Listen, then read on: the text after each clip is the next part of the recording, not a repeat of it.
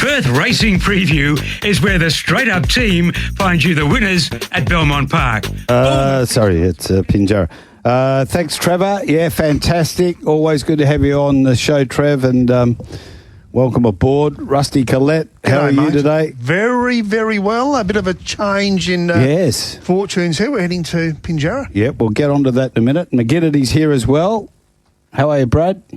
Hi. Good to see you. Hello, Rusty. G'day, mate. You've called me Brad for the first time in my life. That's okay. Well, the Mauler's not must here. be in bother. What have I done? Now, this is from Racing WA, has approved Perth Racing's request to transfer the Belmont race meeting scheduled for Saturday, August 2 to Pinjarra. With heavy rain forecast in the metro area between 10 a.m. and 5 p.m. on Saturday, relocating the meeting to Pinjarra Scarpside provides the best chance of completing the full race program without disruption. The Pinjarra Scarpside meeting scheduled for Wednesday, 6th of August, will be transferred to Belmont Park. So they've made a early-ish call on that, and now we're doing the form for Pinjarra. Now, all the communication I'm receiving, Rusty, has been, how will this affect marksmaps.com? Well, it's a fair point. It won't affect them at all. Point. The AI will pick up on it, the change? Yeah, I just put it straight in once I got the text there from Racing WA, and it didn't change it one bit. Now, importantly for punters, if they've got in on the pre-post, the bets are void, correct? With Tab Touch, yes. The meeting's been abandoned and the bets have been refunded. So if you're betting with Tab Touch, you've got to rebet. Pinjarra markets are up and we're away. Okay. All right. So, and don't forget, we've got this going on today. Welcome to Straight Up. To have your say, send in a text on 0427 789 571. The best texter on today's show will win a $100 voucher to be redeemed at the magnificent Mundaring Hotel, the heart of the hills since 1899. Go to mundaringhotel.com.au. Great work there from Lush. It's 16 away from 4. Now, the other competition that we've got running today for the Dianella TAB is the quaddie. So don't forget to get your quaddies in for that $100 voucher. This will be the last one for a little bit. So put a bit of thought into the quaddie. Now, there is one man who keeps sending the quaddies in who doesn't quite know the rules. The maximum number of horses you can have per leg is 4. Four maximum. Yeah, so 4 by 4 by 4 by 4 is the most you can have. You can't have 10 and 8 and 7 and 5 like he's been doing, because that'll cost you a lot of money, sir. All right, I'll change this week. Thanks for the notification, mate. But I've got to say, the last 2 weeks, Amjad got them all last week. Yes. Tricked everyone. So there could be one this week. So, just put a bit of thought and time into it, and you could be going to see John and Rowett at the Dianella TAB. Right, TAB. Yeah. Right, what about this meeting holistically, the overview, the overarching view from you two gentlemen? Yeah, confidence levels? It's radio, boys. I'll fire away. The change in venue doesn't greatly worry me too much. As I said, I think the maps are going to be pretty much the same. We know the field's going to be the same. 25 to 35 millimetres of rain is forecast for Pinjarra, but it does cop it pretty well. And hats off to the team down there. What has happened with Belmont Park? Just off the top here, not being critical, but Belmont Park was nationally known as the best all-weather track in the country. Yep. And I'm not going back many years to say that. What's happened there? Is this to protect the area that they've just resurfaced? I don't know.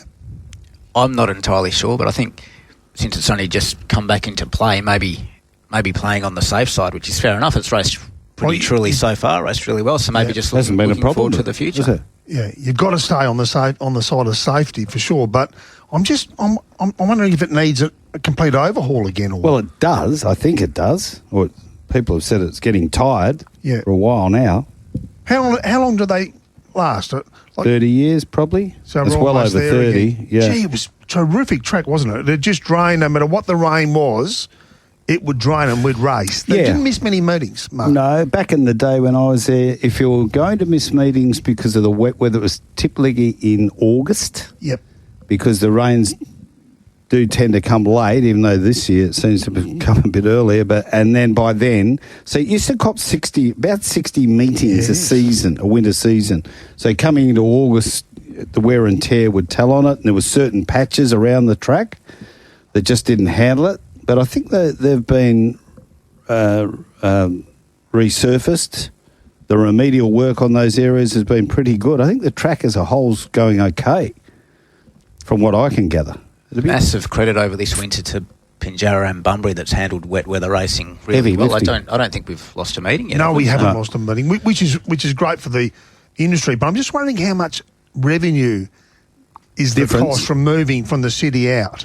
I think there is a bit. I asked David Hunter this, I think about a month ago. Yep. And he said there is a definite decline of whatever percentage from if you're at Pinjarra Bunbury compared to Belmont Park on a Saturday. Right. He said the first couple weren't bad, and then from there it started to decline a little. But it is what it is. We've got a Saturday race meeting on for... It's a tricky meeting. It's a good meeting. There's plenty of value there. So there's a couple where you'd think would be almost put in take-out jobs, but you've just got that query of how the track might play and the amount of rain we might get, and just going to make things very interesting. And there's a very good horse resuming in amongst them all. Could be a couple not pretty good horses resuming. No, well, there's one definitely. Right. Got a big... that's a very big text coming in there. I'll have to read through that one. Here's one from Jeff of Laughlane. He's come in early for you. Now, if McGinnity doesn't open Mansell Magic $7 again, he is gutless. That's what he said. Oh. What price is he? It's opened up shorter. This meeting change is farcical. More respect needs to be shown to the punters. That's Jeff of Laughlane. Well, it's not up to me to say what's happened in regards to the change of the meeting, but I do think Mansell Magic will drift again. I'm not sure I know there was a bit of an early go there, but I think it had hit rock bottom by the time it got to the mid-fours. Afternoon, guys. Heard Dougal on the airways this morning, thought it was annoying for everyone's ears, then remembered the Mauler's tips and quickly realised it would have been a lot worse. Desert Nymph, race 7, best of the day for me. That's Zach. The Nymph? And the Mauler. A good whack there for the Mauler from Zach. Here we go. Yep. Jared from Scarborough. He's normally pretty good. Good to hear you boys are still on air this afternoon. When I tuned into Sports Daily this morning, I thought Tom Walker was reading the eulogy for TABradio's funeral with the emotion flying about. He did get a bit emotional. I was in here at the time. It was an emotional morning. But, Mark, you know, he's a young man and he still has a lot of heartfelt connection. Spent a third of his life here. Yeah. And he was in here at an early stage of his life, his working life. Just got back from Melbourne and I could not back a winner on the trackside horses in the pub to save myself. I love trackside. I can't stand it. I honestly cannot stand it. Our good mate Craig Arthur used to come and declare them. He said, mate, I've got one in the next. Got a black book up. A good mate of mine did too. Mark Congdon used to say, mate, this is not going to get beat. The 11. Yeah. And you go, what are you talking about? What are you talking about? And, you know, one in about 11 get in. And run the algorithms, boys. I've got one for you. He had all, this is still with Jared. Had my maps all incorrect. I searched martsmaps.com platinum package, but found nothing. No, we haven't got the trackside yet, Jared. When will you be branching out into this, Mart? Oh, it's a bit... It's soon. Yeah, it's coming up. We've got to work it. It's all AI. As a paying member, I expect it in the hefty price, seeing as I've got no merch in my mailbox yet. There's a lot going on. It's all happening. There's a lot going on, and I'm out of staff. I'm doing it all on my own at the moment. Peanuts. HR quit. Too many complaints from the other promo girls. Yes. Yeah. So it's just tough at the moment. We'll do our best. Now, we've got plenty of other texts to get through. As we say on this program, you text, you get on. And you will. But and you can be off to with $100 to Mundaring. Yes. How good's that? Yeah. Butcher and the team there. They'll look after easy. you. Mrs. Max Plate, Scarp side, 3-year-olds, 1,200 metres. Split the G, 550. Radiant Lighters, 220. Cape Lewin 550. Probably, so what, not a lot of fluctuations because of all of this, or what? Yeah, also the scratching of My Authorita, which won't affect current markets. No, but it was out a long time ago, wasn't it? Won't affect prior markets either because they've already got their money back. So. Yeah, so there's no real fluctuations to talk about. Hubble's Dragons 440, playing free at 18. Oliver Man is 71. Queen Cartel 26. Corocao's 19. And Heavenly Rapture's $17. I can say the early money was for Cape Lewin and Hubble's Dragon. They were the two that punters were circling. Radiant Light was actually on a bit of a drift. It was starting to get out. So that's the pattern so far. So for you blokes, is it like a false start at the trots? You have one look at them and think, hang on, 5's going forward here, or 4's going... It was a bit like... It is a bit. It was a bit like the St Kilda-Melbourne game. It is. But, no, hang on. You've had one go at this comeback. There's only 8 seconds. Someone go on Wengani Malia. No, just let him run forward. It's a bit like that, though. It is a bit of a free swing. It is. It is a bit of a free swing. Well, you need a free swing every now and then. Yeah, you don't get too many of them. Yeah. Look, anything to report? Nothing? So, yeah, we'll say, Cape Lewin was the one, and I think that money will come again because with the deductions, it's probably a similar sort of price. It was about, I think, $7.50 in that. My Authorita was around sort of a similar quote, so I think punters will be happy to go again there. Cape Lewin and, Hubble's Dragon, that was ESP money, so that'll come again. Now, the martsmaps.com here, this is from the Platinum package. Had to go upstairs into the Platinum area to get this. No. It'll lead... Split the G, comes across from 10, will lead and will nearly win. That's according to the AI Platinum package. Split the G to lead. Okay. It'll lead. Trust me. Well, we are. We're trusting the martsmaps.com premium package for sure. Good race to open up with. Radiant Light was good last week. How impressive was King of Light? Well, we spoke about that ad nauseum on Sunday. Boy, oh boy, that was impressive. It was more than impressive. Yeah, it was. It's a horse going One places. of the better 2-year-olds that I've seen in Perth for a long, long time. Yeah. You don't agree? I thought if he went early on Radiant Light, it may well have tested it.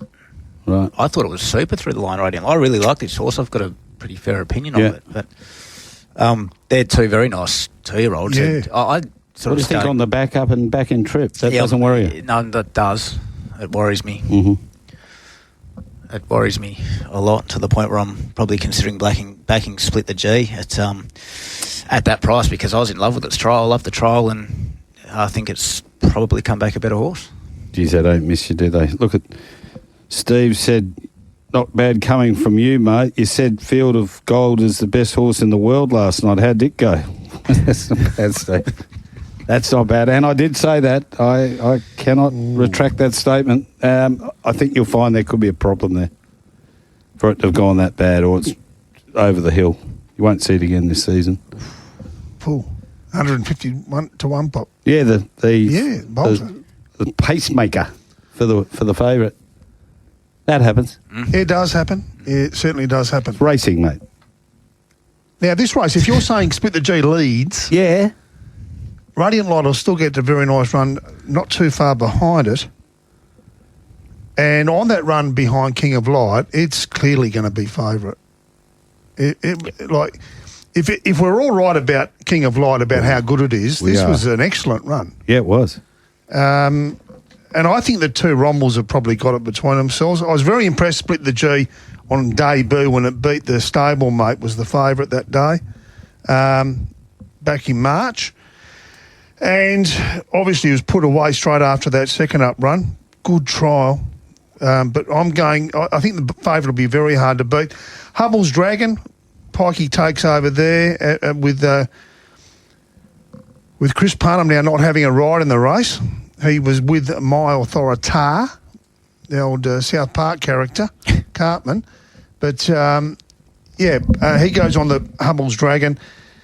Cape Lewin, bit of early money there. I'm just worried if this horse is on a dry tracker, so that's my only query there. The two soft runs haven't yet to place on the soft track. And with 25 to 35 mils, we would... Well, McGinnity, we'd be saying soft 6, soft 7, wouldn't we? 7 would be a good guess on a Thursday afternoon as to where we're heading on a So we're on the Saturday. 6 now. race day rain does kill it, doesn't it? If it rains during the races, it'll be a nice day tomorrow, though. Tends Beautiful. to really chop up quickly when they're racing on that. Yeah. So we'll 21 degrees tomorrow. Plenty of sun. Yeah, lovely. Plenty of wind. Singlet weather for Mart. Yeah, and you guys can go out for lunch, enjoy yourself too. And we've got to send a cheerio out to the Snazzler. Absolutely, the birthday boy. Yeah. And we had the omen there, and he got the money, the Snazzler. So we'll catch up with him for a birthday ale tomorrow. Want to mention a few, Mart? Yep. Just playing free was a bit unlucky and looked to get through it okay and showed something. So there's something there. The other one, that Coracao, it was really starting to warm late at a massive price. So up to 1,200 and on the slush may well be to its benefit as well if you're looking for a few out wide for novelties. And the Daybella, Heavenly Rapture, also wasn't too bad in its trials. Nice trials, had the blinkers on, sat 3 back on the rail, but went through the line okay. Certainly finished it off well. Yep. So that's race 1, the Mrs. Max at Pinjarra. Still the same start times, gents? Are we talking the same start time? 12:59. Okay, so that's good. I've got the previous. But remember, if you did have a bet pre-post, you do need to have a reinvestment. You're not on. So if you're betting with you could have it again, champion. Yeah, have it again, champion. So what do you think he does on Radiant Light? Because the horse wanted to go forward over the 1,400 and pulled hard early, trying to get him back to settle. So 12, they're going to go quicker earlier. Do you think they'll want to lead? I think he'd be better off taking a sit again, wouldn't he? Probably. There's just a bit of a lack of speed in the race. Yeah. So probably puts a bit of a spanner in the works in regards to their plans. Okay, keep those straight up. Dianella Tab Quaddies coming in on 0427 789 571. That is the Retrovision text line, of course, for the Mundaring Hotel today. Was a great speech from Timmy this morning. Will be well and truly missed. That is from Benny of Bunbury. Thanks for that, Benny. And, young Timmy. We sent him out in style after we finished the show today. Race number 2, the Tab Touch West Speed Platinum Handicap, Scarp side, 1,200 metres. And it is due to go at 139. 1 defending is 23. 2 Cruise to Victory 370. 3 Repeater 440. 4 Bondi Plunge 750. 5 History Won't Care 426. Famous Journey 21. 7 Kira Louis 850. 8 Mia Gusto 19. 9 Divine Impact 13. 10 Get Out Mix 71. And 11 Right to Silence is $31. And that was the money horse down the bottom there, Right to Silence. That had been snipped away at the bigger prices. Otherwise, the market hadn't moved a lot. There was a little bit of money. History Won't Care each way. That was ESP money, so that more than likely comes again. Aside from that, it was a pretty quiet betting affair. I think 3 and 9 are the two here that want to go forward. That's Repeater and Divine Impact. They can sort that one out themselves, but they'll be the first two going forward for mine. What do you think, Russell? Agree. From 4 and 6 is the map I'm looking at. McGuane? Kira Louis, some chance of being handy. Has been known to settle handy in the past. It's another one maybe in there. But, yeah, I concur otherwise. Okay, good race. There is a key to this race, in my view. It's the blinkers back on. History Won't Care. Mm-hmm. When they were at it last time, ran a really good second, first up off a spell to On Plain Air. Only narrowly beaten. It was a great run. Came from a long, long way back. The horse is more mature now. I think the blinkers going back on is a big plus for us here.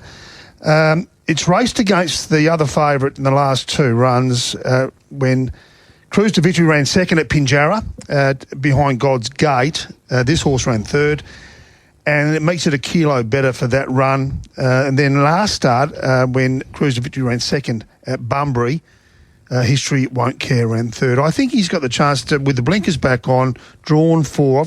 I've just given him the chance to turn the tables there on Cruise to Victory. Blinkers on, winkers off is a big tick for me. Repeater's been going beautifully. Gee, winning in, as it likes, in that easier grade. It's certainly in the top 3 picks. If you go back and have a look at its runs, fantastic. And I think it's one that would probably benefit from the move from Belmont to Pinjarra, because it's a proven commodity there, track and distance, and also probably going to get the conditions that it wants on the soft 7, another on pacer. And Kira Louis was okay the other day. Bondi Plunge was very disappointing the other day, just dropped out. He's had a good break now, 77 days, so Danny's obviously freshened it. I don't know what went wrong there. Prior to that, it's got an excellent record around this sort of distance. I think it's been placed, 8 out of 10 times at the 1200, so it certainly has got a good record there. And I think the race pretty much stops about there. I can't see any of the other greater roughies figuring, but that's how I see them on form. Yeah, for me, Repeater's very close to getting me. If they can hit $5, I'll be getting involved there at all. Absolutely. And Kira Lewis, the other one, if it hits double figures each way, might get me, because one thing about both of those horses, they seem to appreciate the wetter tracks, and both have pretty favourable racing patterns. So, yeah, Repeater, there's looks a fair way from its ceiling, Repeater. It just is winning by margins, doing it easily, as you said, Rusty, so it's got to be respected. Just history won't care. Remember we'd spoken to Jason Miller on the program, and he gave it a good push leading into that race behind Ashfeld over the 1400. Horse sort of wanted to lay in a little bit, back to 1200. It looked like it was sort of wanting more ground, and I just went through earlier on today its gear changes through its career. Like, it's only had 10 starts. There's been multiple gear changes, so I'd say he's got a few tricks, this horse. Universal Ruler, I thought it was a heavy track that undid him last start, but he's been good on the slow. Yeah. Are you happy in going back to 12 with the blinkers on? You're happy with that, Russ? I'm happy with the draw. Okay. I think the draw makes the big difference here. Drawn 10 and 8 his last two starts. Because he was working around it, wasn't he, from back in the field? He's got way out of his ground. He's covered a lot of ground, so he'll be a lot closer in the run, you'd think. And I think the draw is a huge difference. The blinkers back on, I think it's going to be a big difference for him. I'll be surprised if he doesn't beat Cruise to Victory. There you go. I'd actually be surprised. And when you're looking at the difference in the prices there, one's almost each way. I know which way I'd be going. $4.20 and $1.70 as against $3.70 and $1.50. I just think there's a lot of ticks here that are going in its favour. Cruise to Victory too. The other concern for mine is drawn the rail. I'm worried. I've got traffic warnings coming out for me that it could find itself in traffic. It does get back a bit, and I wouldn't like to be on it at the 370 if it's 3 or 4 back the rail, and this other horse is a lot closer. So while we said there'd be 3 and 9 going forward, and maybe Kira Louis or whatever, I don't think the pace is going to be hot. They'll find their positions pretty easy. Probably not hectic. Yeah, not hectic. Yeah. They won't be walking, but so if you're getting caught back where you're suggesting Cruise to Victory could be, Russ, then not the place to be. Absolutely, and also especially at Pinjarra. You want to for mine. I'm always a bit suspect at Pinjarra on the rail, especially after a couple of races and then there's rain. They always seem to move off it, and they're not. The jockeys aren't moving off it for no reason. Yeah. Okay, so we're 4:05 TABradio statewide. Text line here for the Mundaring Hotel and Paul Cook. He's a beauty. He's just labelled it Thursday Crapathon. Thanks for that, Cookie. Like you when you've had a few beers. Mauler, good to hear Rusty back on Straight Up. He definitely lifts the show. Can some pass on my details to Duppy so I can settle? Looking forward to Tats in Kalgoorlie. That's from the Mauler. So can you pass on his details to Duppy? He's keen to pay that carton of beer. How about, Mart, you just give me the cash and you get it off Shorty, and I'll make sure Duppy gets the cash. That's not happening. Okay. There's a lot of faults in that theory. Don't worry about that. Bunbury Race 6, this is over the 1,275 metres. 1, Chino Ladiva, 370. 3, Top of the Walk, $13. 4, Scenic George, 460 to 4. That toppy, Chino Ladiva's been 6 to 370. Trip of Phoenix out to 41. Global Trippers, $10. Number 8, Something Royal out to 12. 10, 3 Grand is 9 into 7. 11, Imposing Brook is 18. 12, Like No Other, 6 to 950. Classic Ruler, 18 into $6. Matty Derrick, new rider there. 3 minutes off Bunbury race number 6. Now, a previous winner, you were watching the owners in the saddling area. Yeah, Jimmy Sheridan. You picked out Jimmy Sheridan. in the horse backed from $8 to $3.60, so Rota. Yes. The old rocker himself, Jimmy Sheridan, is in the ownership there. Well done to him. He's a good bloke. He's been around for a very long time. He was the original manager of Beethoven's from memory. Yeah. And he was always good to know if you wanted to get in the place back in the day, because if you put his name out there, you could always jump the queue and find your way in there. What else about him? Well, he's a rock and roller, mate. He was one of the great rock and roll acts of Perth. The Times? Back. Is that the band? The band, yes. Yeah, the Times. Yeah. He was drumming, but also did a little bit at the front, would come out the front and do a bit of singing. Had the girls eating out of his hand. He looked a bit like an Elvis sort of type. You know, he's very, very good, but very good on the vocals, very good on the drums, and very good on the fillies. And what about the Fast Eddies? And he started off Fast Eddies with Eddie Janatis. Yeah. They were two of the original partners there in Fast Eddies, which was the first 24-hour cafe in Perth, and a lot of our listeners will have great memories of struggling our way into Fast Eddies. After a big night. After a big night, having a big burger. Our man McGuinness, he's going, Beethoven's, Fast Eddies, what are you blokes talking about? He's writing him down, though, which is good. He'll go This back and race Google for it. Research it. Stud, standing, ingratiating, shooting to win and sessions for 2025. For more details, go to oaklandparkstud.com.au. Let's go to Darren Macaulay. I'm sure he's been to Beethoven's and Fast Eddies in his time. Didn't mind a burger from Fast Eddies, Marty. They always came in handy when we were out tripping the light. Fantastic. Where did you say it was? Rusty? Beethoven's. Yeah, Beethoven's there. Yeah. Always big there, Beethoven's. Never really produced my best at Beethoven's. I was more of a Gobbles, Pinocchio's kind of a performer. You can do all Back three in the if day. you wanted. Then it was Racket Club, I think, at F. Scott's, Marty, wasn't it? Before we retired. Something like that. Now, top of the walk's going in. These runners are coming up. Something Royal. Loaded away by Chanel Cooper. Teams up with Dion Luciani. They've been a bit of a force this week, that's for sure. Big double yesterday for the combination. Chanel with 3. Classic Rule has gone up there. Here's Trooper Phoenix coming along with Like No Other, one of the emergencies which gained a run. Scenic George, Imposing Brook to come forward, Chino Ladiva, and also Global Trip. So 370 Chino Ladiva, 440 Scenic George, and then down to Classic Ruler around $6 with $3,000 as well. Sharing about that same line of betting. Now in the Anderson family colours, Chino Ladiva goes up. A mare by Machino. Standing at Alwyn Park again this spring, but already with a jam-packed book of mares. Scenic George comes forward. And they're about to let go here. Race 6.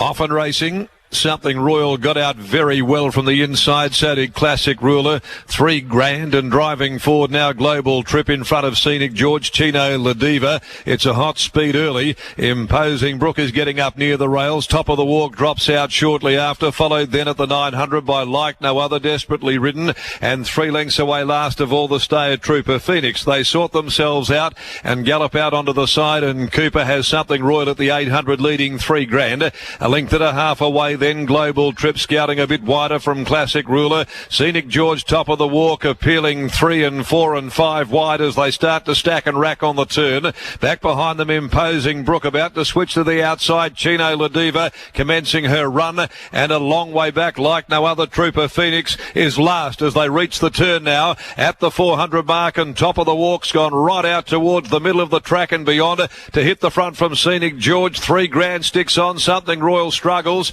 behind them came Chino Ladiva, who's come to the outside, starting a big run. And Chino Ladiva, in a couple of giant bounds, ranges up with 100 left to go. Hits the front now, kicks away. 3 grand battles, but it's all Chino Ladiva. Chino Ladiva comes away and wins it in a canter by nearly 3 lengths Global Trip. 3 grand or Scenic George for third from Trooper Phoenix, who picked off a few of the tired ones late, including top of the walk. In behind them, Classic Ruler like no other. Further back behind them, Imposing Brook, and Something Royal, who led them to the home turn, has fallen in a heap and finished back their Stone Motherless last. Number 1, the winner.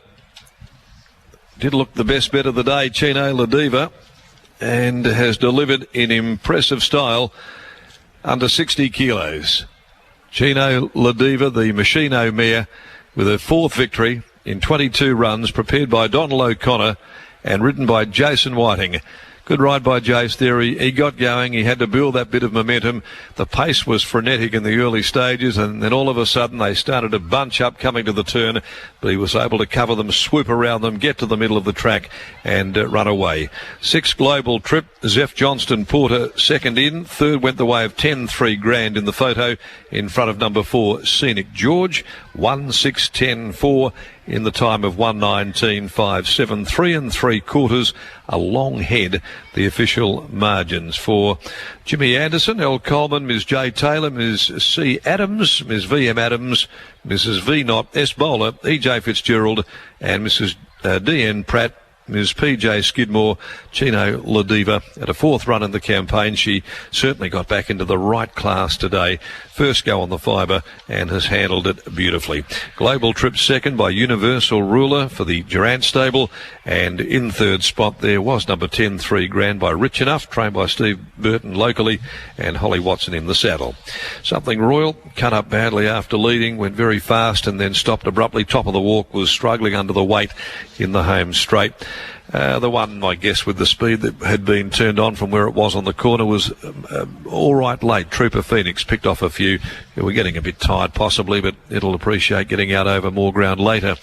Race 7, the last today's at 4:49. The Ron Patchett handicap over 1,500, and 11 and 12 both are out. Who by Fire and Scenic Clips. Okay, leave you there, Mac, because we've got work to do here in the offices, or the studios, I should say, of Gloucester Park. Bunbury, race 6, 1 6 10 4. Chino Ladiva had something on this. It got out late. Jason Whiting, 450, 160. Global Trip at 340 and 3 grand, 210. Scenic George 4, 29.40. Quinella, Exacta 38.40. The trifecta, 219.50.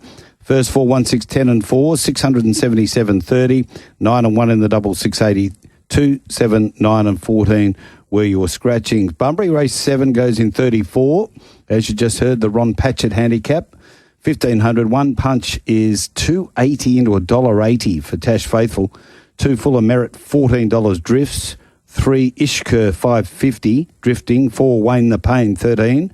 5 Orbiton is 34. 6 Random Rewards, 15. 7 He's Archie, 17. 8 You Know Me, 26. 9 Yelling Up Girl, $5.50. And 10 Bling Beach at $26. Brad Hardie to come along at about 5 o'clock. We'll be going to the Goldfields at about 5:20 with Craig Smith, KBRC CEO, and he's going to give us the final list of slot holders for the Golden Saddle. So we'll release them with Rusty, Collett and myself. So we've got plenty to come. We're up to about race number 3 at this meeting at Pinjarra. First off, a break. Looking for the perfect place to relax, dine and stay in Kalgoorlie? The Palace Hotel has been proudly supporting the racing industry for years, offering unmatched hospitality right in the heart of town. The Irish Pub, open from 11 a.m. till late, 7 days a week. The Balcony Restaurant, serving delicious meals Monday to Saturday. The Gold Bar Nightclub, your weekend destination every Friday and Saturday night. Over 100 rooms of quality accommodation, perfect for a weekend away or an extended stay. Whether you're here for the races, a night out, or a comfortable place to stay, the Palace Hotel has it all. Come and experience the warm hospitality of the Palace Hotel, where Kalgoorlie comes together. Shooting to Win continues to hit the mark. The sire of Group 1 winners Mascarpone and Dom DeShoot is also the sire of the exciting She's Bulletproof. Went on by. She's Bulletproof. She's Bulletproof's bolted in. And Payline. Payline right through on the inside will blouse the ball. He throws a great tight with scope, strength and class. His rare Danehill free pedigree is a true outcross. And his first WA-bred 2-year-olds hit the track later this season and will catch the eye. For shooting to win, take aim at oaklandparkstud.com.au. Darling View Thoroughbreds, the home of the mighty Plain God. Full-time vet services, 24-hour foal wash. Darling View, the home for your mare and foal. Discounts for returning clients. Log on to darlingviewthoroughbreds.com.au for details. When it's time to snooze, you cannot lose. By shopping with Lane Tomich at his Cannington and Coburn snooze bedding stores. Quality products like Sealy, Tempur, Madison, Slumberland and more. Friendly, informative service, delivery. Take away the stress and sleep best by buying your next bed from Snooze, Cannington and Coburn. End of financial year sales now on, up to 50% off selected products. That's at Snooze, Cannington and Coburn stores. It's amazing what a little snooze can do. Here's a tip from Aussie punting battlers. Multi-bets are one of the worst bets a punter can make. Each leg compounds the margin for the bookies, making it near impossible to win long-term. Aussie punting battlers, famous for being the $71 best bet winners, and they're helping members become smarter punters. One more reason why 9 out of 10 punters who tried the battlers this year have extended long-term. No auto-renew, no fixed contracts, so get ready for spring and join the Battler Army at AussiePuntingBattler.com. You win some, you lose more. Ian and Joanne O'Connor invite TABradio listeners to drop into the Mundaring Hotel on the way to and from the Northern Races. Nestled in the town site just off Great Eastern Highway, the Mundaring Hotel is family friendly and oozes character through its bars and restaurants with daily specials, beer garden, revamped deck, pub tab and live entertainment. Tune into Straight Up every Thursday for the Mundaring Hotel $100 voucher for the best texter. The Mundaring Hotel, proud sponsors of the Northern Races on TABradio, Racing and Sport. He is the highest rating yearling ever at Darley's famed Northwood Park Nursery with an A+ physique. Ingratiating. An outstanding 2-year-old with placings in the Blue Diamond Stakes and Golden Slipper. Ingratiating. A stakes winner at 2, 3 and 4 years of age. Ingratiating. Stop the presses. Return customers contact Neville Duncan now for special deals. First in, best dressed. Ingratiating. Become a fan of Ingratiating at oaklandparkstud.com.au. Grabbed by Ingratiating from last over the top, a big winner. Welcome to Straight Up. To have your say, send in a text on 0427 789 571. The best texter on today's show will win a $100 voucher to be redeemed at the magnificent Mundaring Hotel, the heart of the hills since 1899. Go to mundaringhotel.com.au. Yeah, good idea. Nice and warm there at the Mundaring, and you warm up inside as well. For those concerned, this is from Fred of Fremantle. He bumped into the Pang outside East Fremantle IGA. He wasn't in a chatty mood, but can confirm he was looking resplendent and appeared to be absolutely thriving in this Arctic weather. Best bet was Gracias Dio each way. Wetter the better, he said. I think he was referring to the weather. That is Fred from Fremantle. One here, F. Scott's was a grabber granny. Yeah, well, F. Scott's was good. Belmont season going about as smooth as the Eagles season. Roll on Ascot. Greg L. On another note, I'm currently en route to the raffles for countless birthday beers and a feed. Is there anybody in the bar I should watch out for and give your regards to? Marty, he was referring to the bar out the back in the old days. The old cocktail bar. Yes. Here's Slammer. Afternoon, gents. If I was Don Pike as the CEO of West Coast asking for a priority picks and compensation, I would be embarrassed. They won the premiership in 2018, only 7 years ago. What about the other struggling clubs in St Kilda, West and Carlton, who haven't won a premiership for well over 20 years? You cannot reward poor list management after they held on to the older players too long, which delayed their rebuild. Time to own their mistakes, get back to work rather than ask for assistance. That's Slammer. Thoughts there, Russ? Yeah, no, I actually think agree he's still got to ask. If you don't ask, you don't receive. Yeah. It's not embarrassing, but I get it, Slammer. I can't see them getting it. They've got too much money. No. Everyone would consider that the state they're in, they've forced themselves upon that. They could have done differently with their selections in the drafts the last couple of years. And they're looking at spending $2 million a year on a player. I was about to say, they're just toying around with putting, nearly let's say between 8 and 12% of your salary cap into one player who I think is an enormous risk. Well, any player's a risk at $2 million. Exactly. At $2 million. All right, race 3 on the program at Pinjarra. If you haven't caught up with the news, the meeting at Belmont Park has been transferred to Pinjarra with this threat of heavy rain, which is due to commence at 10 o'clock on Saturday morning. The Wittens Irrigation and Design Handicap is race number 3. Terrific sponsors of racing here in WA. 1, Becca Lottie is 19. 2, Corn Cobb is 26. 3, Terra Tiff, 235. 4, Forever Dreaming, 34. 5, Paddy's Flying is 14. 6, GG Pops, back at the track, 420. 7, Frappuccino, 34. 8, Spectacular Park, $8. Number 9, Sunshine Tave, 11. 10, Real Deluxe, 11. And 11, Countess of Kenner is $14. The Pro ESP money before markets were reset, Mart, was for Sunshine Tave and Countess of Kenner down the bottom. Local sharp money, Forever Dreaming each way at the big price.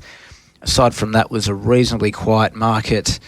Terratif was landing in every multi. There were quite a number of sort of rank and file type bets there for Terratif as well. Well, you can understand why. Mm-hmm. Okay, speed map. Now this is probably the highest speed race, highest speed race, highest tempo race of the day. Which one leads? I think GG. I think Blinkers on. GG from Frappuccino, Real Deluxe, and Countess of Kenner. They're your 4 speed horses going forward. I've just got a feeling there's intent there with the blinkers going on, GG. Your thoughts? I never question you about intent. No, you should. Well, the premium package, it should be there. This is standard package, mate. Standard. Oh, just standard package. Yeah. Mate, it will be fascinating to see how this horse goes. I'm talking about GG Pops. Terratif, you couldn't knock the run the other day, but it did take the shortcut around the corner there. It was a very good ride, Willie Pike. Very, very good ride from last. But a nice horse, Snow Gob, that was on the back up. So, look, it is a good horse. It meets Real Deluxe 5 kilos worse here.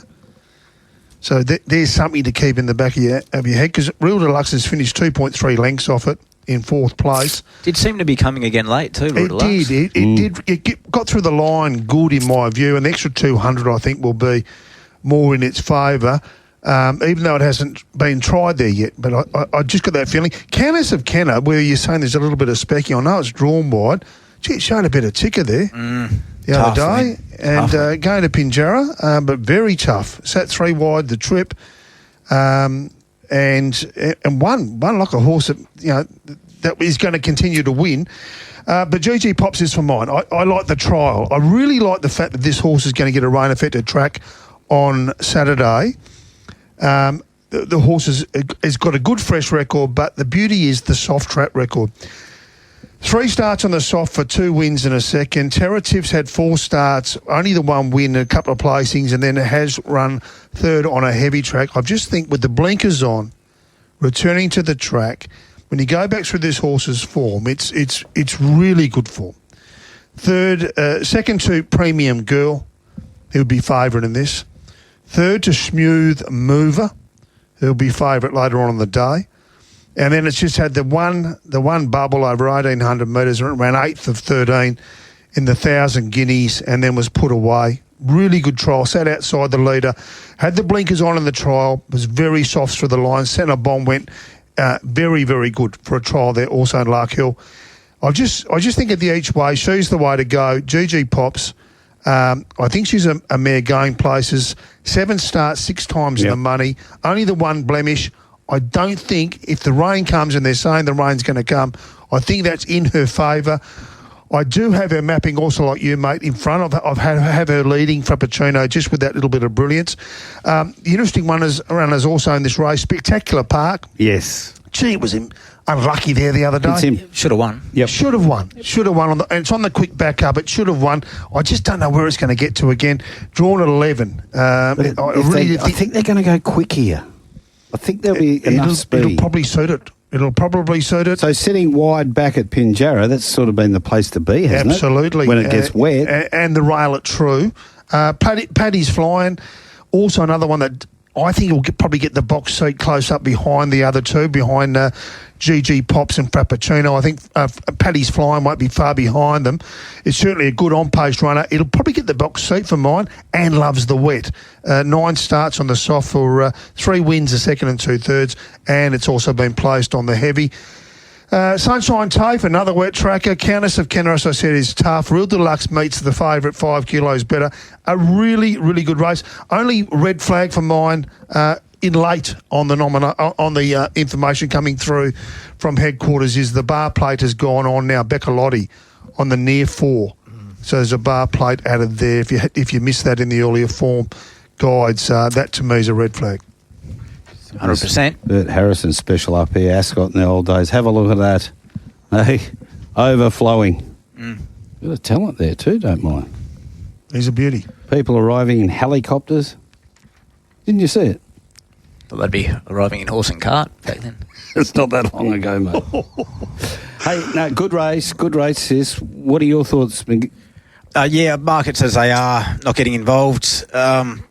Intriguing race to watch. It'd be impressive for GG Pops to absorb the pressure that I think it's probably going to have to absorb and still take care of these, but it could be that nicer horse. So there'll be a great amount of form to come from this going forward. I'm very excited to watch the race. And interesting that the money's come for horses like Sunshine Tafe and Countess of Kenner. So obviously the data there stacks up with a few of the algorithm boys. So there'll be a bit of form to come from this race. Okay, Riley Morgan had sent these in, and this is off Chino Ladiva being one of his best.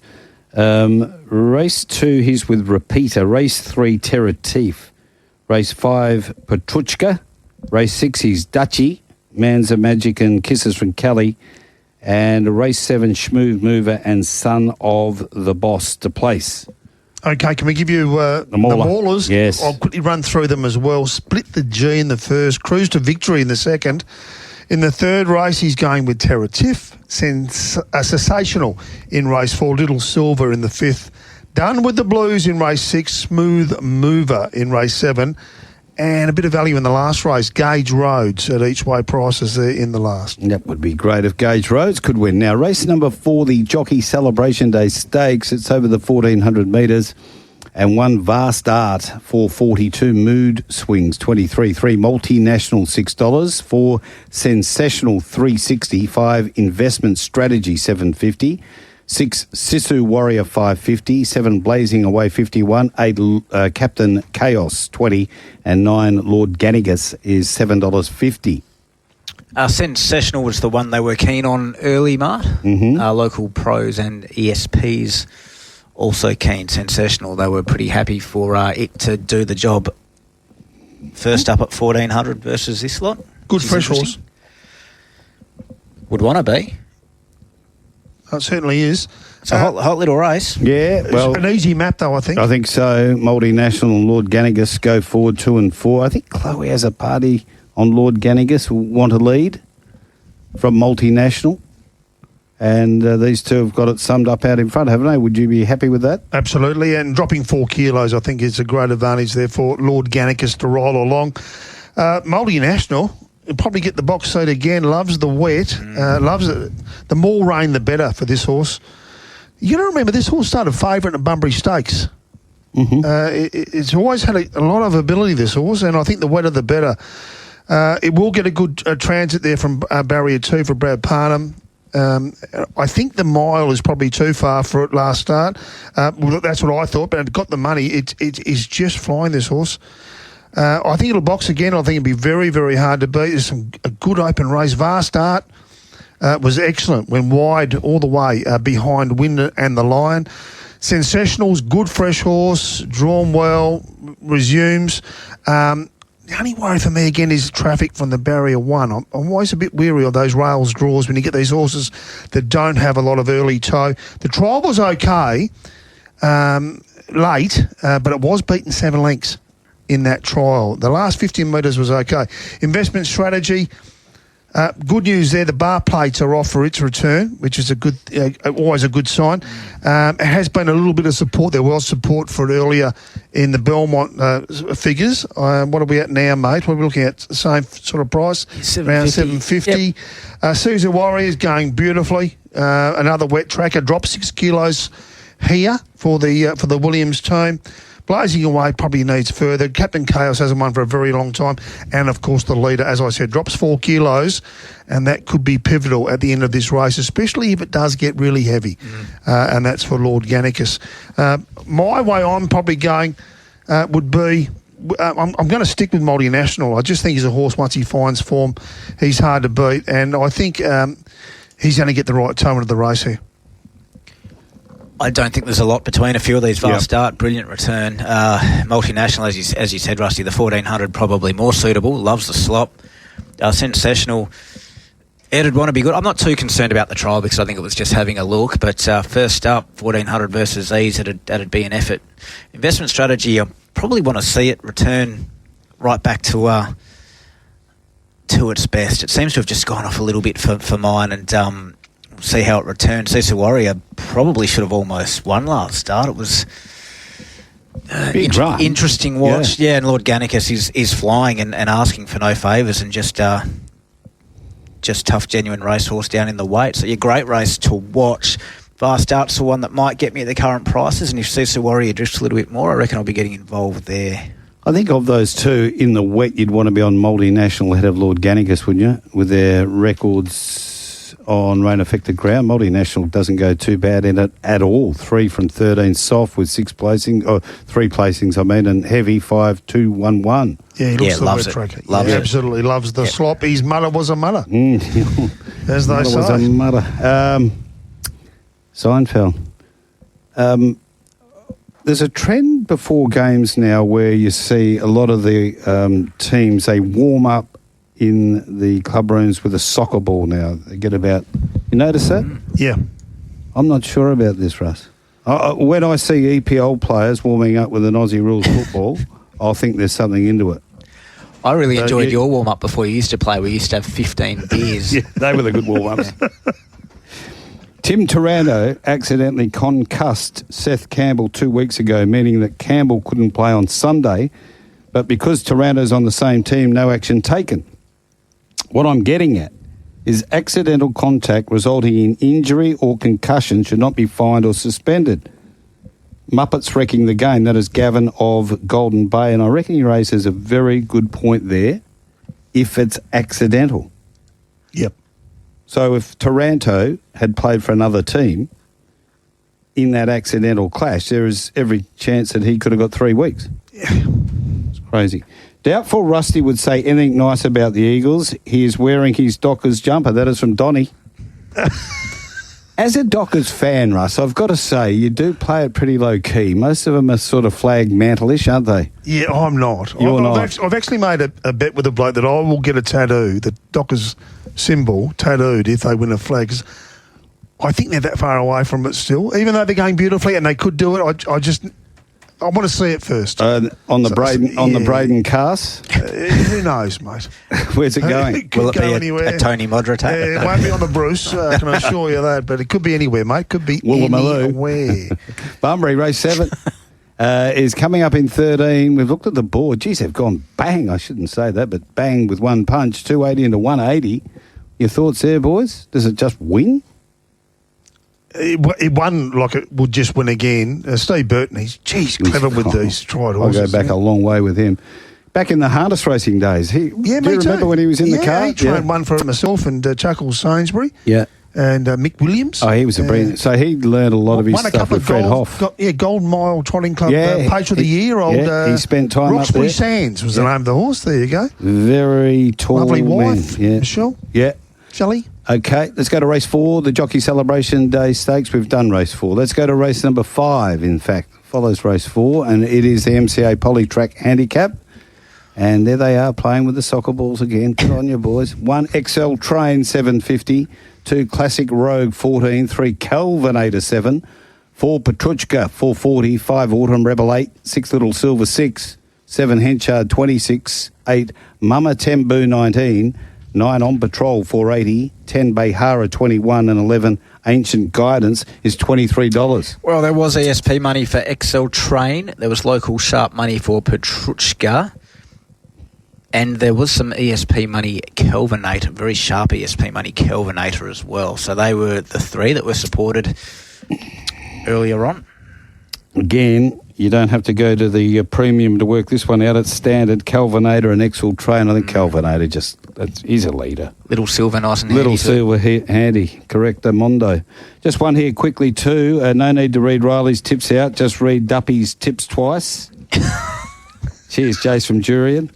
Hashtag loves a fave. Mate, he's been in a good bit of form, young Riley. You've been right onto this, haven't you? I'm serious. I've been watching him on 7+, and he's doing all right at the moment. I reckon he might be travelling okay. Yes. Young Riley. He's finding them at prices too. There was the one on Sunday at Kalgoorlie was the one from the Kerry Martin stable he found at $7.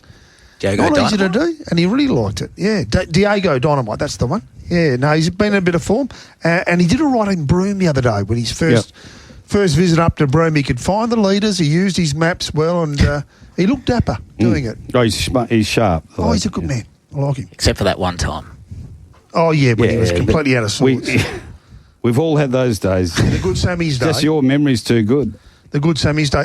Just a quick one with Pinjarra. If you're heading down there, this is the jockey celebration day. Yes. This is a ripper, isn't it? They get all the old jockeys down there. Are they doing that? There.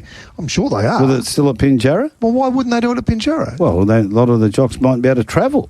Oh, you'd think Perth Racing would organise a bus for them. Okay. I wouldn't be surprised. All right. But they always have a good day. Yeah, they do. No, honestly, they do. It's a terrific thing. That bar there underneath there at Pinjarra will be flying, I reckon. Full of stories. Oh. They just get bigger and bigger. Half of them true. Half. Also got to congratulate William Pike and young Luke Campbell. Yes. Taking out the brilliant senior and apprentice jockey of the year. Okay, so what about race number 5, boys? Okay. I cannot let Autumn Rebel go by without having a little bit of mine because I remember it's return run on a sticky deck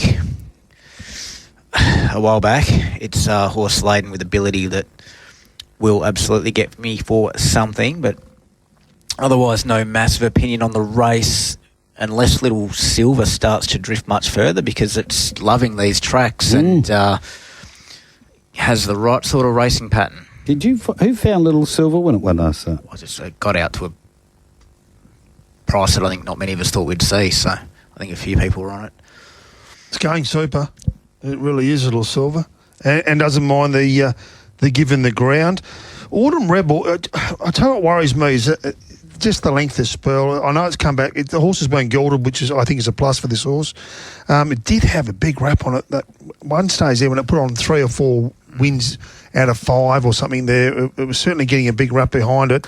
I'm worried about horses when they come back from 476 days out. The other thing that worries me with Autumn Rebel is all wins have been on the dry. So that's also just a bit of a concern for me. It's only had the one start on a soft track, but it was found wanting on that day. I just worry there along those lines. If you're looking at statistically which way you're going to go, that does concern me. On Patrol, flying this horse, really has. His best campaign, isn't it? By an absolute mile. And the Caseys, they're on fire at the moment as a team. You know where it's going to be. Chris Parnham on board. It's going to be close to last. But it just flies late. It loves Pinjarra. That was an enormous win that day over the 1200. And there was another 200 metres there. It would only win by more. Pratuska returns off 2 trials. Sat in the death, had no winkers on in that second trial. It ran third of 3 behind influencing, but the winkers go on here. Also has got good wet track form. Placed all 6 of 6 on the soft for Willie Pike drawn 2. Pinjarra, I'm not overly convinced on its Pinjarra form. I haven't had a time, honestly, to have a closer look at it, it is a very good Belmont horse, though, Petrushka. Kelvin Oda, as you said, Mart, it'll be probably leading. Essel Train's been going good. This is a really good race. Plenty of chances in it. I'm going to stick with On Patrol. I just think it's one of those horses that will keep getting under the guard because it is absolutely flying, and we're all thinking about the old On Patrol. We haven't probably realised how good the horses come back, but proven here at this track and distance prior, proven at Pinjarra.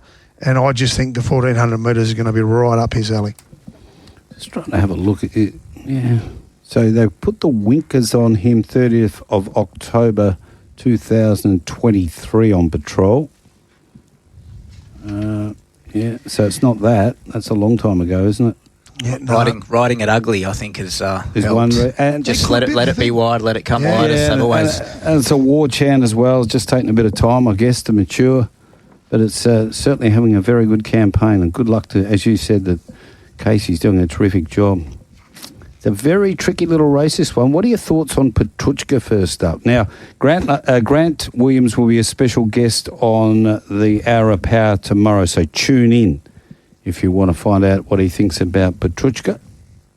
Well, it just loves the soft ground. It's all of its form is in the soft, basically. The soft region, 6 starts, 2 wins, 3 seconds and a third. So it's going to lap it up the 25 to 35 mils, you'd think. And well, the key to that, the sire, Mart. Yep, more than ready, isn't it? Yep. More than ready. Yeah. A Bunbury race 7, there's 6 off, and One Punch is now into $1.60, so they just keep climbing in there. We'll get to race number 6 at Pinjarra on Saturday, the Unite Resourcing Handicap of the 2,200 metres. 1 Kisses from Cali, 650. 2 Snazzler, 550. 3 Done with the Blues, 6. 4 Cosmic Chaos, 8. 5 Alaskan, 11. 6 Manzor Magic, 480. 7 Admired, 81. 8 Dark Looks, 19. 9 For Your Eyes, 61. 10 Gracious Dio, 23. 11 Long Jeans, 23. 12 Royal Trooper, 13. 13 See Ya Champ, 71. And 14 Wazek, 23. The early money was for, as alluded to by one of the texters, Manzor Magic. Mm-hmm. I do think it'll get out a little bit more, maybe not too much more, but Manzor Magic was the early money. Dark Looks ESPs were having a little snip each way as well. And there was some money up the top for Kisses from Kelly, but that price is about where it was. But these moves have led to drifts on Snazzler and Done with the Blues. And there was also some ESP money each way, Cosmic Chaos. Always got to go to the premium for these 2,200 metre races. They're always tricky, but I thought Snazzler comes across, brings Royal Trooper with it. And probably these two will sort out. Geez, I thought it was a good ride from Holly rode Royal Trooper the other day, didn't she? Last week on the backup? I think so. It was a great ride. When she took off, made that mid-race move in the Belmont Classic. Yep. Back on the 7 days. Actually, as we discussed on the program on Sunday, it was a really good race to watch unfold with the ride on Arcadia Park and Fancy Red as well. Yep. Really enjoyed that race, but Holly sort of made it when she made that move. She isn't riding Royal Trooper today. She's jumped onto something else. Snazzler. On the Snazzler. Yep. And going on to Royal Trooper is Tash Faithful. Getting to the barriers here at Bunbury. Better get our selections for race 6. Snazzler for me for $6 around the traps. That'll get me. Happy to go with the horses in form. Loves it wet. Can be on pace or can be back. Very versatile. So that'll do me. Yeah, I've always been a big fan of Kisses from Kelly. This horse, once he gets to the ground, he's a beauty. On the 7-day backup, was a good 4th the other day. Was in the 3-wide train there behind Famous Dane and finished it off all right at $41. I think on the 7-day backup, tongue bit on. You know what you're going to get with this horse. It's a consistent animal. It just keeps going forward and forward and forward. And I just think it's one of those horses that always gets under the guard. Done with the Blues, meets Snazzler, 4.5 kilos better, and meets Cosmic Chaos, 2.5 kilos better. So certainly on the weight side of it, you're giving up Pike for Zephyr Johnston Porter, but that's helping with that weight swing, and it certainly comes into calculations. Snazzler, as we threw out a couple of weeks back, it was an excellent ride to win it. It had that slow tempo and just showed the initiative, Holly, and as she did with Royal Trooper running third in the Belmont Classic. She's riding with a lot of confidence. Cosmic Chaos, first time Sean O'Donnell's a plus. Yep. I think Lucy's away on that travelling. Is she doing that travelling thing to China? I think she might be away at the moment, Lucy. I know TromboneTravel.com. Let's well, I must check that out. Find out about that. Am I way off the mark with the Mongolian Derby or whatever? Something like Possibly that. Yeah, I think it could be. I think that was coming up. Man's Magic was excellent, second up at $61. Chloe hops off for William Pite, takes back over. Second up, boy, it got home hard. It was a real eye-catcher. Good race, another open race. Royal Trooper's not out of it on the 7-day backup, but I'm going Kisses from Kelly because I think he does. Okay. He's very consistent and could be getting a kiss from Kelly after the race. Well, Richie Bell made it one of his best to follow from Racing Rewind last week. Yeah, so that Mongol Derby's on 4th of August, so she could well be... Could be there now. Is she going to ride in that, is she? Yeah, and I think Brandon is too. Yeah, okay, because you do have your teams. And, of course, Annabelle Neesham won that. There you go. With Cully. Yeah, no, Lucy's ticking off the... Kieran Maher was supposed to have ridden in that with Annabelle, and he broke his leg going into it. And she was on Amelia Stewart. What's that?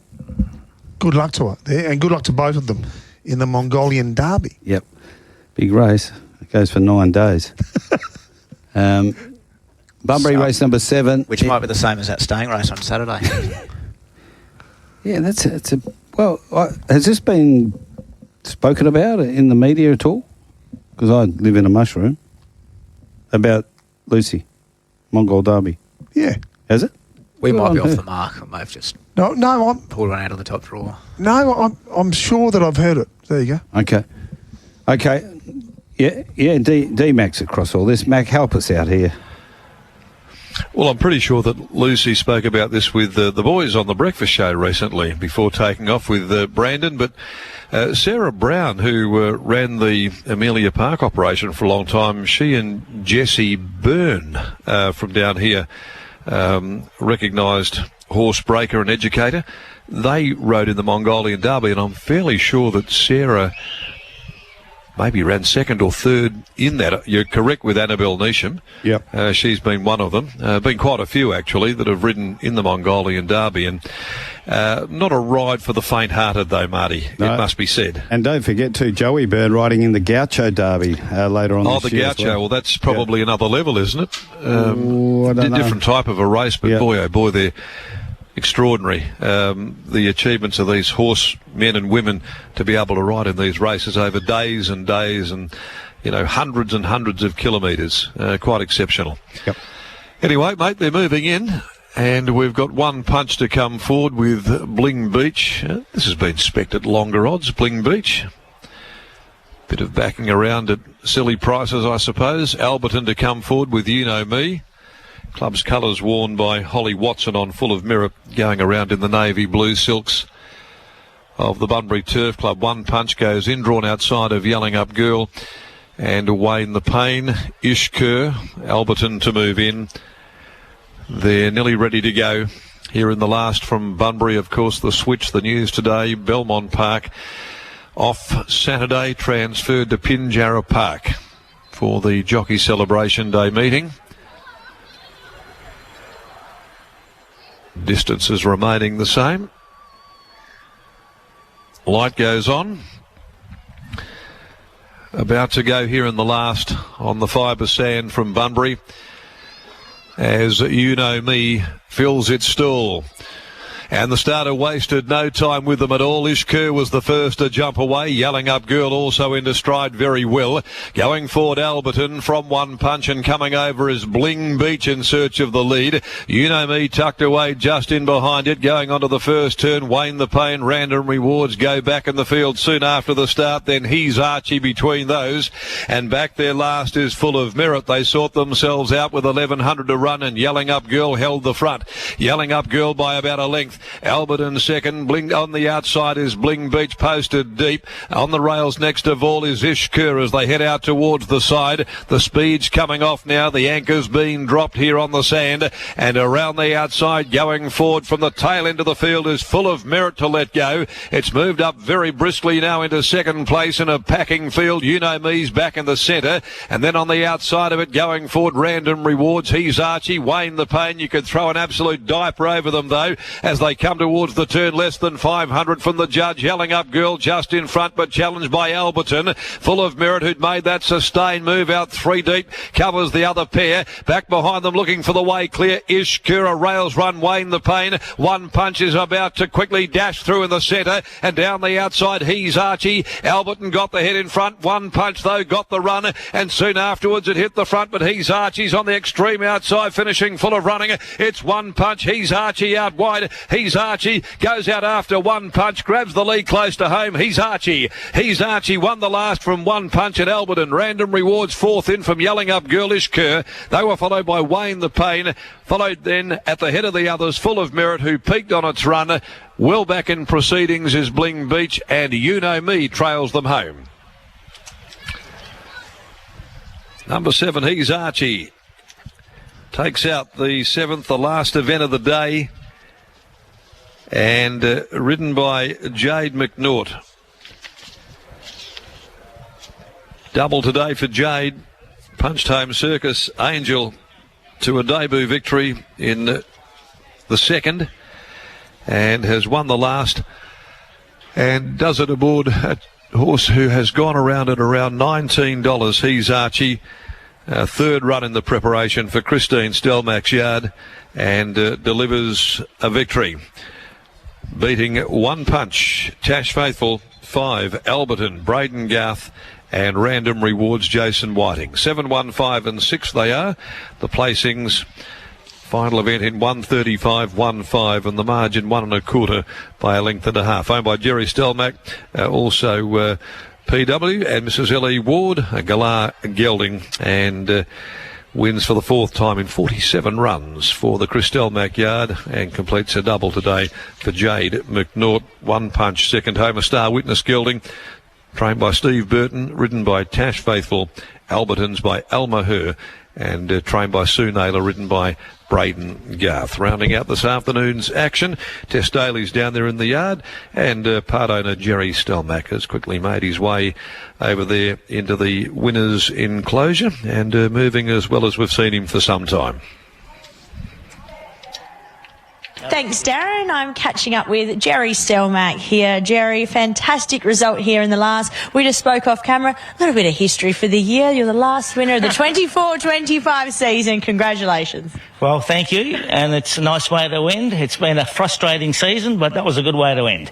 But you have had some very consistent horses as well throughout. Yeah, our horses are sort of like the B graders, and Christine's we've placed them well this season, and they've been. We've had a lot of seconds and thirds, but it was good to get one. You have, and all around as well, plenty of different tracks. But on to His Archie here. What were the expectations going into today? He hasn't raced for about 3 weeks. I wasn't sure. 1,500. If it had been a 14, I would have been a bit more confident. But hey, he did well. And the fibre sand as well. How are you liking the fibre sand? Yeah, our last horse got badly galloped on, but that was better. Yeah, I like it now. Yeah, exactly. Love it now. But 1,400, you said, might have been a bit of a suitable distance. Where do you look to now, though? 16 was good. Oh, he could run a mile. He's run a mile. Right, very good. Well, see what happens. Leave him there, the Polish Prince. He's in terrific form there. Jerry Stelmach. Great to see him a winner in those lime green colours. 7, 1, 5 and 6. What was that? Those good horses, the target horses. Wild and dark. Dark yeah. target. On target as well. Yeah, you're on target today. I've noticed that. He's Archie. Jade McNaught, a dub. What do you call it? A double. Double. 2080 and 350. One Punch, $1.30. Now, you thought it was home. You thought Chuckles has got the money. And you wouldn't believe that, would you? On his back I hadn't mentioned Chuckles in 12 months. I haven't seen him for a long time. A great bloke. Really good bloke. And all of a sudden I get a text through. Chuckles is in this. Well, it says here, Rusty. Chuckles Sainsbury is the part owner of One Punch. Yeah, Well, Chucky won't be chuckling on the way back, but, mate, it's still a good run. Yeah. In a second. Pays the training fees for a month. Absolutely. It paid $1.30 and Alberton $5.90. Now Quinella $12.50, Exacta $66.40, Trifecta $733.60, and that first 4, 7, 1, 5 and 6 has paid $7,719.70, 1 and 7 double $112, 4917 in the quaddie, $2,026, 11 and 12 were out. Still there, Cop? No, I think he's gone, but he was talking about Sarah Brown and Jess Byrne. They ran third in the 2019 Mongol Derby. So there you have it, they're punters. There you go. Yeah, good effort. And we have been confirmed now by Mac that that's what they are. Yes. I obviously must have missed that morning on the Sports Daily when they spoke to Lucy about it, but the boys on the Daily doing a terrific job. A lot of love for Timmy on the text line here for the Mundaring Hotel. We've got Brad Hardie coming up at 5 o'clock, so we just need to get through a few of these, and then we've got 2 more races to go through for this preview out there at Pinjarra on Saturday. Has Pike considered applying to the Lottery Commission for a grant? This is Don Pike. Could be a way for them to cover the wages for Yo and Kelly so they can free up funds for the greatest footballer of all time in Harley Reid. Gee, I'm full of good ideas, Jim Pommy Pie. P.S. Maybe he should cash in his Woolies reward card too. I will donate my winnings in his Archie. Great win. Jim Pommy Pie getting out on the last as he often does. Riley can find value, but can he find 100 to 1 value? The big lefty, that's Bruce Reid. Oh, big lefty tuning in. Mac Hall's man. Dinella Quaddy, keep them coming in. Me and my great mate own 35% of Mansell Magic and Maraschino, so hoping for a Triple M moment between Pinjarra and Broome with them. That is from Rusty H. Very good. Tip yesterday from Graham Hammerquist for Simple Logic, just in case I forget to tell punters at Carnarvon. Simple Logic, that's tomorrow, is it? Yeah, I think it's about race 3 or 4. I think it's into 280 or thereabouts. Yeah, around 280 this morning when I checked. Duppy here, catching strays this afternoon. Jared from his closet or wherever he was from. The short price winner is better than a long price loser, mate. Still dying the first from the mauler. I think he's blocked my number. I can't send him texts, unfortunately. And he's querying. The mauler wants to settle this. He wants to settle this. I know he does, but Duppy's enjoying keeping it going. Oh, no, he's got and then he's sort of just throwing a little bit of... Got him on a string. He's throwing a bit of doubt on Riley's eyesight, but that's, it's nice. Can we please get Gareth back to the breakfast show? I don't think that's going to happen. When Gareth left, it was like Dame Nellie Melba. He had more farewells, went on and on and on, went longer than Blue Hills. Anything winning into West Coast Fever is the bet of the weekend. Load up, boys. So yes. West Coast Fever are playing the Lynx. Is it? Vixens. Vixens. Yep, this is the final. Right. You're across it. Mate, they are flying. The Green Machine. Yep. Have you ever been there? It's a full house every week, Mart. And they take over the city. All you see is a sea of green. Right. It's they're going beautifully, the girls, and they deserve to win one again. They were unlucky last year. I reckon they'll be doing the business on Sunday. I hope so for all the Green Machine supporters. Good luck for the Fever. Better find out. We'll take a break and we'll sort of find out what price they are for that as well. But Brad Hardie coming up next. Winning Rupert. In a sport where winning is everything, don't settle for second best. A proven Group 1 producer, Winning Rupert needs no introduction to astute breeders and trainers. Think Samana, Iona Merck, Sione, Tintuki, Etzarade, all stakes winners of Winning Rupert. Himself, a Group 2 winning juvenile. Colts, fillies, 2-year-olds, 3-year-olds, older horses, wet or dry ground. He has shown he can do it all, and he is West Speed. For more information to take the first step towards success with Winning Rupert, head to geiselpark.com.au. 2002 video 22 video 24 24 now 25 at to 25 going once going twice sold to another happy bidder at Ross's Auctions. Do you have surplus assets or cash flow concerns? Or are your business contracts nearing completion? Ross's Auctions and Valuers conduct more auctions in more categories tailored to your gear. Contact us today for an obligation-free consultation or valuation of your assets. You can find Ross's Auctions with permanent locations in Perth, Kalgoorlie, Karratha and a recently opened complex in Bunbury. Visit auctions.com.au. MD 5681. Darling View presents your best play for a third season sire, Lightsaber. The son of soon-to-be crowned champion Australian sire Zoostar. This glamorous stallion served almost 200 mares in his first 2 seasons at stud. Lightsaber was a Group 2 winner at age 2 and Group 3 winner at 3 before being Group 1 placed. Weanlings are presenting great temperament, quality and strength. Standing this season for $6,600 including GST. Log on to darlingviewthoroughbreds.com.au for details. It is the famous Massey Prawns and Pims Day at the Carnarvon Race Club this Friday. Dress to impress for this delicious indulgence and racing excitement. It's the lively culmination of Carnarvon's festival calendar and it's happening at the iconic Carnarvon Race Club.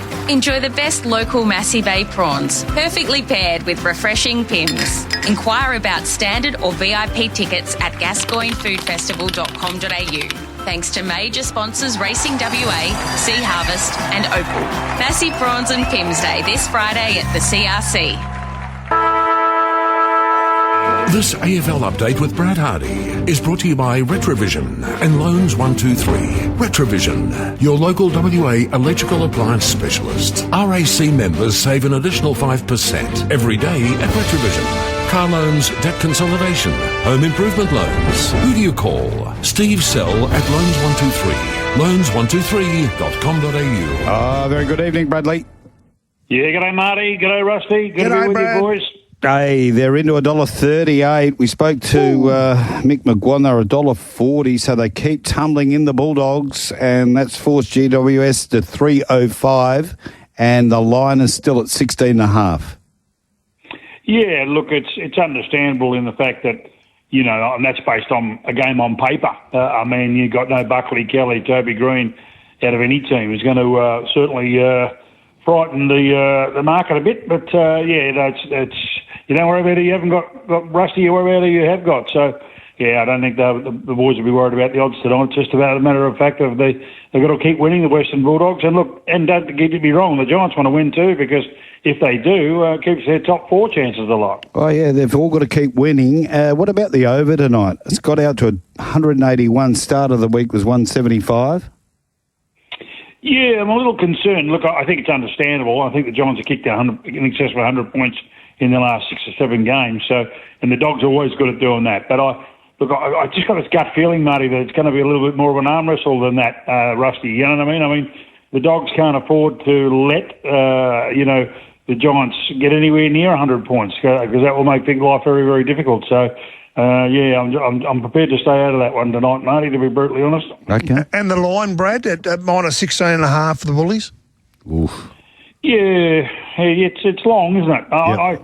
I've thrown it in the bet because we're not worried about who wins. I've thrown the line in that either team under 29. I think it's going to be a really close game either way. High scoring, low scoring, doesn't matter. I don't think they're going to be far apart for the majority of the night. So I think sort of throwing them in at either team under 29, I think we're safe. Okay, so let's get the other bets around that under 29 bet. Yeah, we'll start with that and keep it pretty simple tonight. I'm hoping Lika Leah plays on Sam Darcy. So we'll go 3 goals for Darcy tonight, and I think he'll get that done. I assume that Taylor probably goes to the Norton, so I'm thinking he'll get away from him.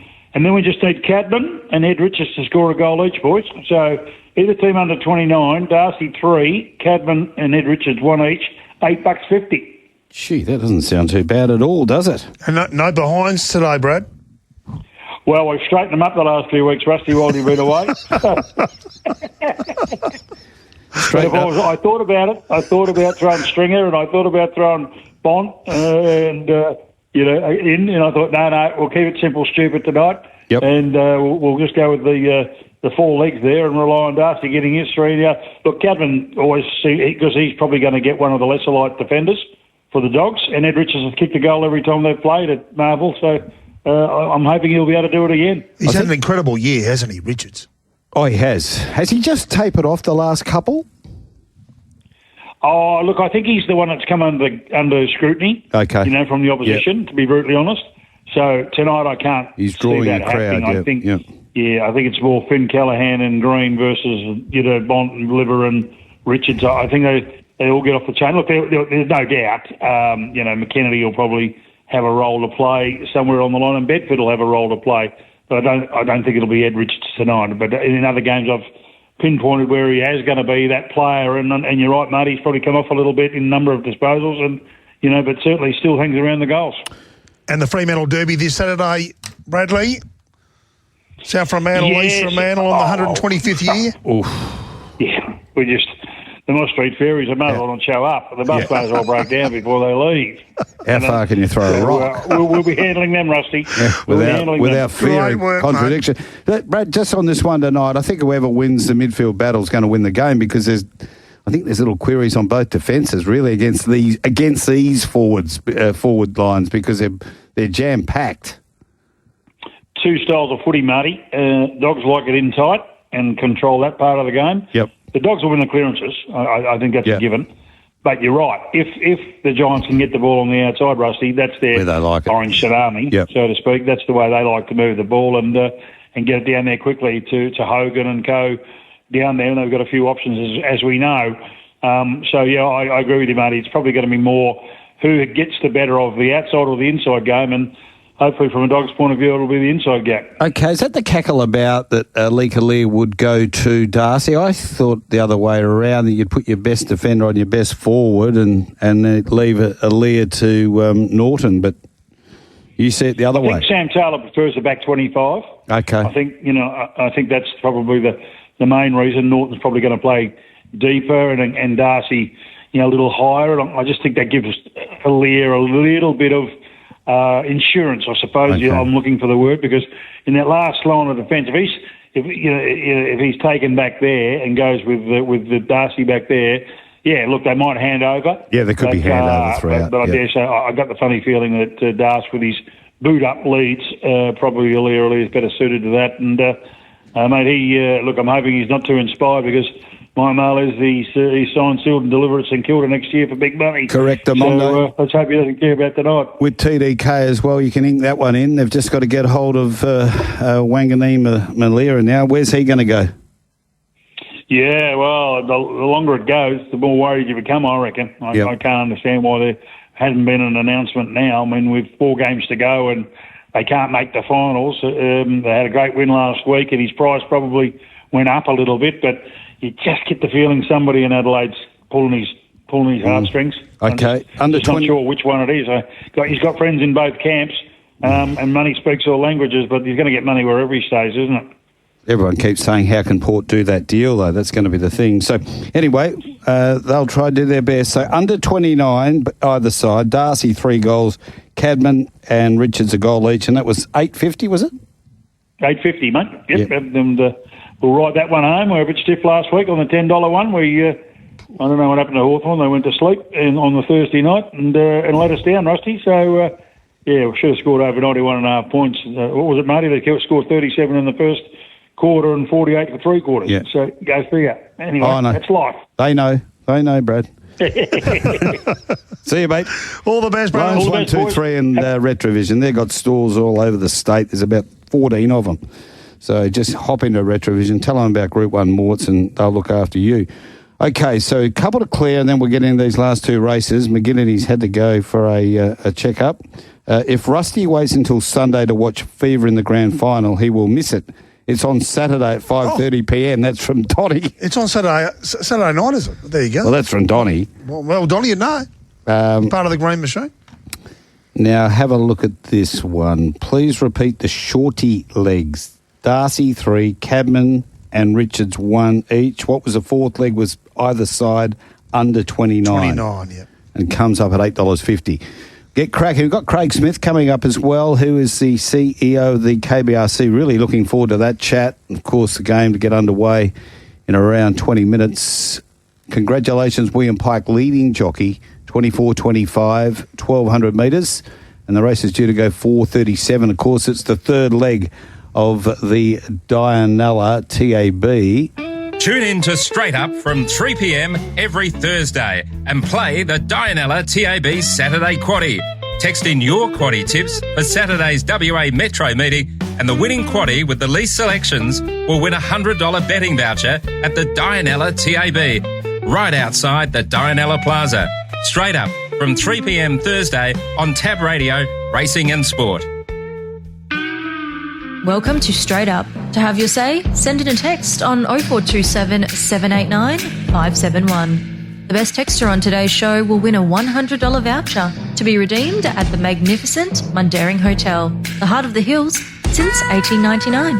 Go to mundaringhotel.com.au. Okay, Pinjarra race number 7, and one goes to Walks is 61, 2 Petula is 10, 3 Woburn Gold 8, 4 Other One Son 16, 5 Super Session 12, 6 Ain't No Other Man 23, Desert Nymph is 15, Son of the Boss 12, Russian Sniper 51, Keep Attacking 34, Smooth Mover 210, Miss Flirtatious 15, and Street Band is $14.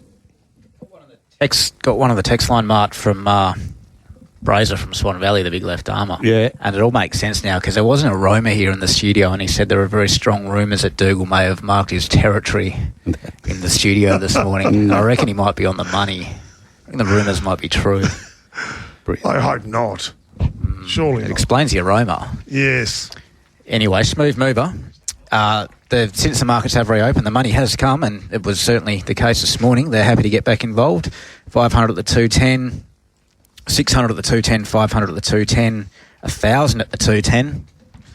So plenty of money there, Smooth Mover. Woburn Gold, a couple of hundred each way at the $8 there for Woobs. Keep Attacking, a little bit of sneak each way money at the big price. And from memory this morning, there was some chipping away ESP money, Ain't No Other Man, as well as a little bit of each way support, Son of the Bar. Well, Smooth Mover and Son of the Boss are out there in 10 and 11, so I think they come across and attend to the pace, and Miss Flirtatious will be very close to them, and that's about it. Exciting horse, this Smooth Mover. Yep. If you've seen it live, it's a beast. It really is a really, really good-looking horse. 4-year-old coming back now. 6 starts, 4 wins, excellent record. You've seen the trial where it beat Son of the Boss. It's exciting. Super excellent trial. soft trial. Really, really good. This is a progressive type. No wonder it's even money, or just better then. I could see this starting odds on the weekend. I think it'll be in a lot of multis. I think it'll be probably the biggest cheer that'll go up if it gets the money there on Saturday. I think it's just an ideal setup for it. It has got wet track form. It's only had the one go on the soft and it won it. Ran second on the heavy. But that trial, if you go back and see the trial, it was very, very good.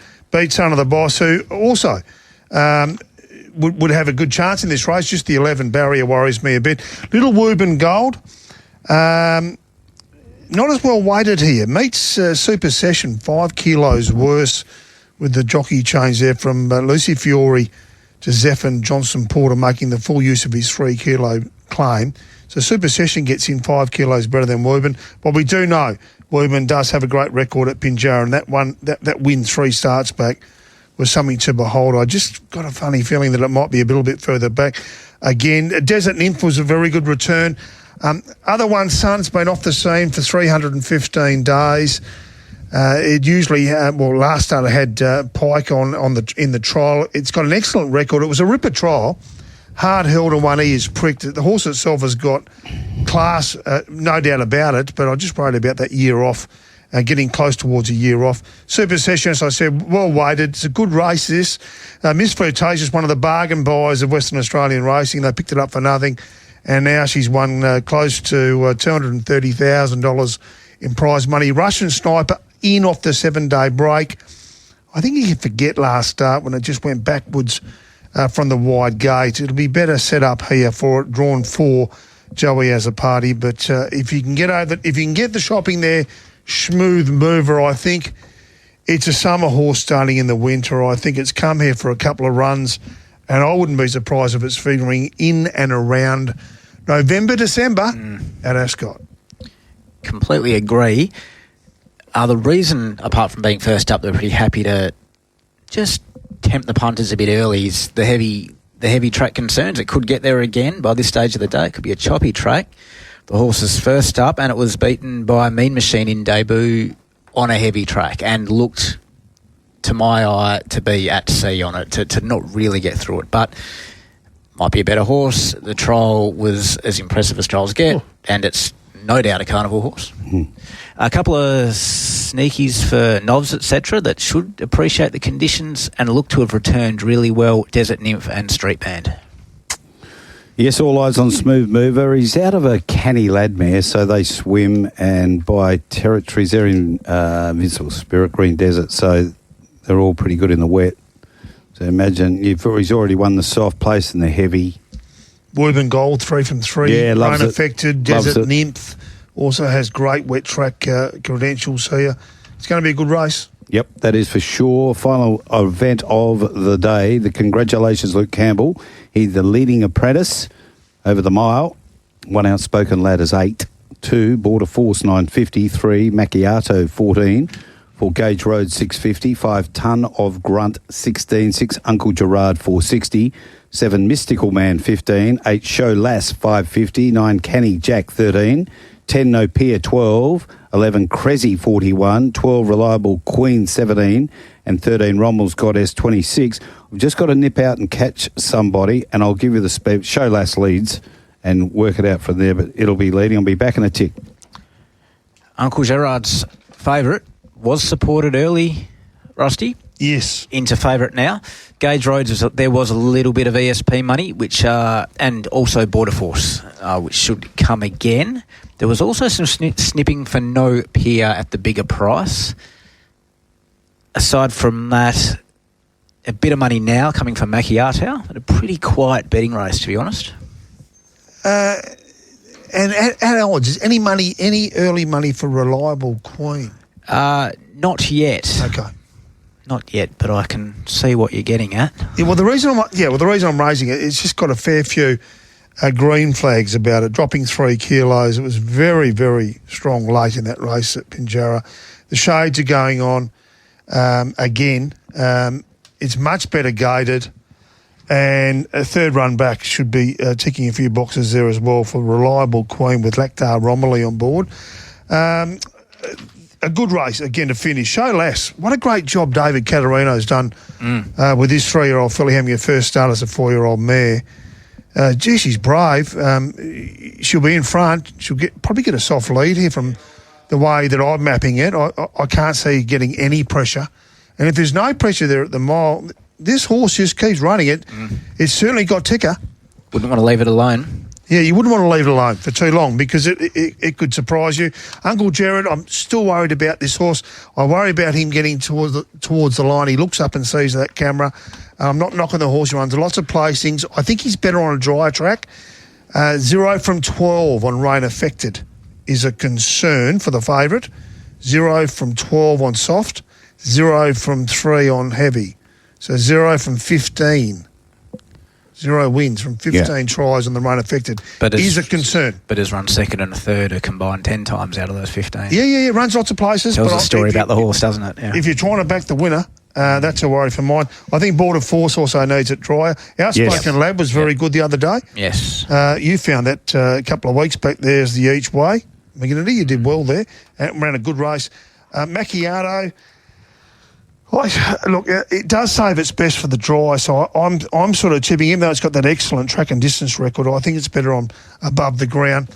And the other one, Gage Roads, which the Maulers come up with as well. Gage Roads, nice jockey change. Senior rider goes back on, Sean McGrady.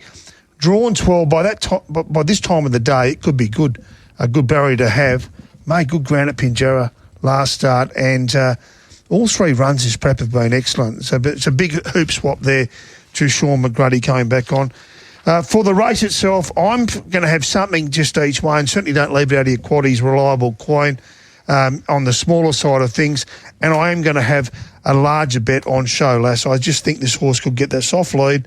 Gets the soft lead, you're getting each way. It is brave. It can handle the conditions. And it probably, I don't know how many more runs they'd have this prep. This could be the last one before it's tipped out. Yeah, very close to getting me Showlass as well. It's just needs to hit $6 and I'll be getting involved there. Outspoken Lad, the same, close to getting me. And I would agree with you as well, Reliable Queen will be going in novice because it was brilliant first up. I don't know what happened last start, but happy to sort of put a line through it and trust that the horse can rediscover what it did first. Yeah, it got shuffled right back to near last. Just seemed to spit it out. But that last 50 to 100 metres finished the race off really, really well. And I think the extra 100 is going to suit it. So don't sack it on that one run.